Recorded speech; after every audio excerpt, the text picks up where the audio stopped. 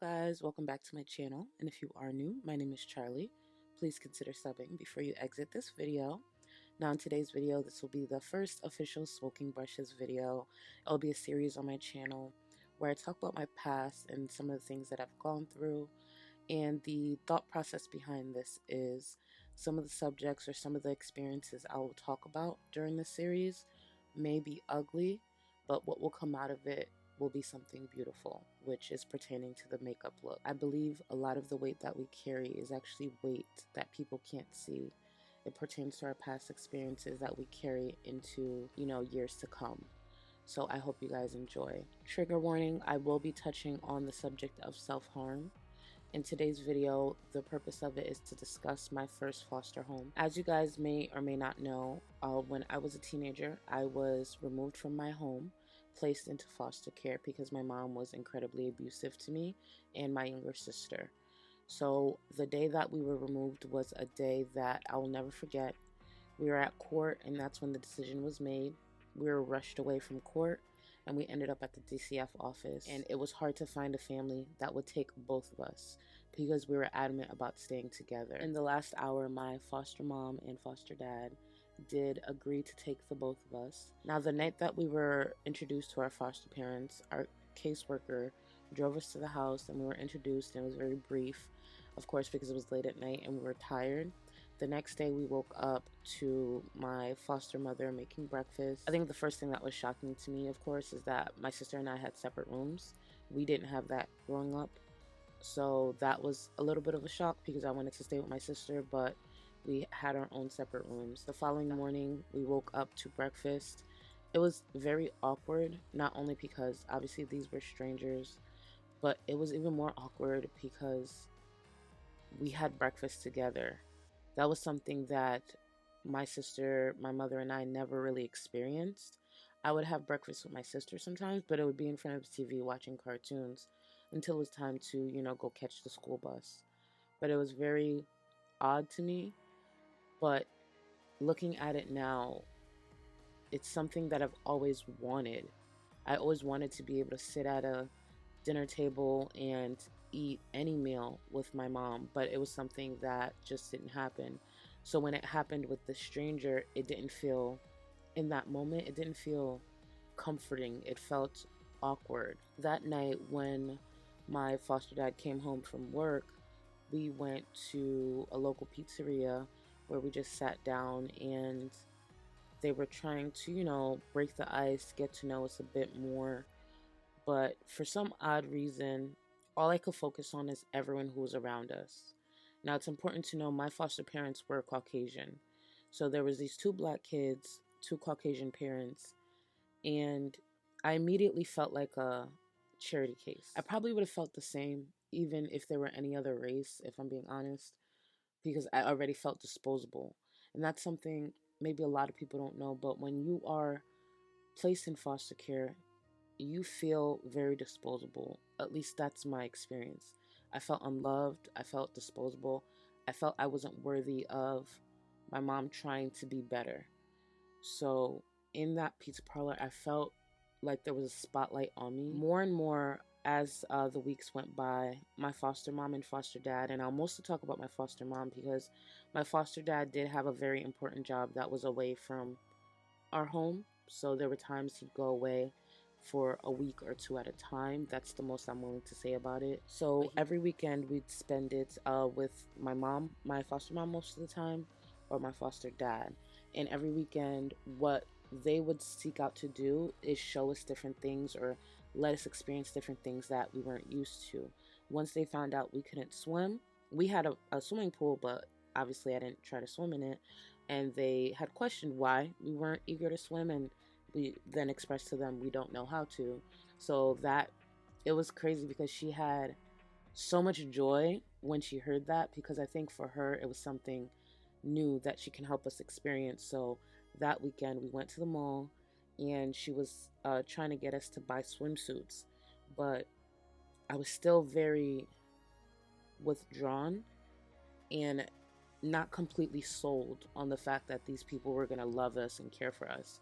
So my sister, who obviously was young, she was like 8 or 9 at the time, She enjoyed all the shopping, where I was very standoffish. I was very much a brat, if I'm being honest. I was giving one word answers. I truly have so much respect for them for being as patient as they were with me. My sister was open, walls down within like the second day.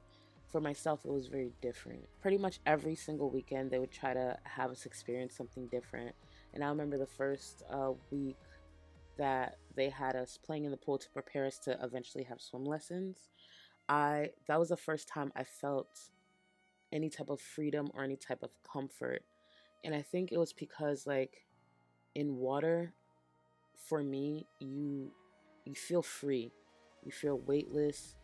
You feel like nothing else matters, and that's why I have such a love for water or places that are near water, because that was the first time when I was in that home where I felt okay. I felt like nothing else mattered.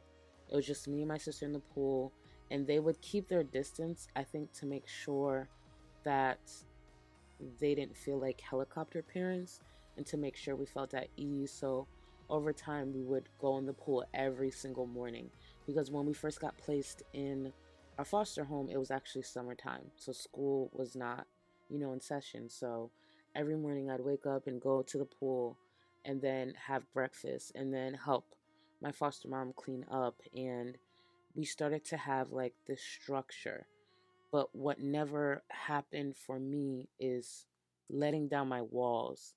And I started to like eventually develop this perception of my parents that this is too good to be true. Eventually, they're not going to want me either. Eventually, they're going to realize they can find better children to take or look after. And I started to withdraw again. Now, for those who don't know, when I was young, I did attempt suicide, and my caseworker has knowledge of that. And of course, my foster parents did as well. I didn't know this at the time, but they're supposed to report any suspicious behavior coming from us, either to get guidance on how to deal with it or just to report anything that can lead to something later on. So as I started to withdraw more and more, I stopped coming out of my room. I stopped going swimming in the morning. It would just be my sister swimming in the morning. They did have to report that to my caseworker.